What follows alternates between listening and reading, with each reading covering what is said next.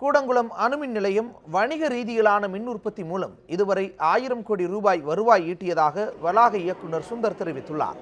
நெல்லை மாவட்டம் தாழையூத்து சங்கர் அரசு மேல்நிலைப் பள்ளியில் நடைபெற்ற அறிவியல் கண்காட்சியை கூடங்குளம் வளாக இயக்குநர் சுந்தர் பார்வையிட்டார். பின்னர் செய்தியாளர்களிடம் பேசிய அவர், கூடங்குளம் முதலாவது அணு உலை தொடர்ந்து 278 நாட்களாக இயங்கியதன் மூலம் 97% அளவுக்கு மின் உற்பத்தி செய்ய முடிந்ததாக தெரிவித்தார். கூடங்குளம் அணுமின் நிலையம் இதுவரை 13,500 மில்லியன் மெகாவாட் வணிக ரீதியிலான மின் உற்பத்தி செய்துள்ளதாக தெரிவித்த அவர், அதன் மூலம் 1000 கோடி ரூபாய் வருவாயை ஈட்டியுள்ளதாகவும் தெரிவித்தார். ப்ராஃபிட் 6 மாதம் இப்போ செப்டம்பரில் சைன் பண்ண ஆடிட் ரிப்போர்ட்டு கிட்டத்தட்ட 1000 கோடி நெட் ப்ராஃபிட். இது வித்தவுட் இது டேக்ஸ் கலெக்ட் பண்ணாமல் 1000 crore மேலே இருந்தது ப்ளஸ் ப்ராஃபிட்.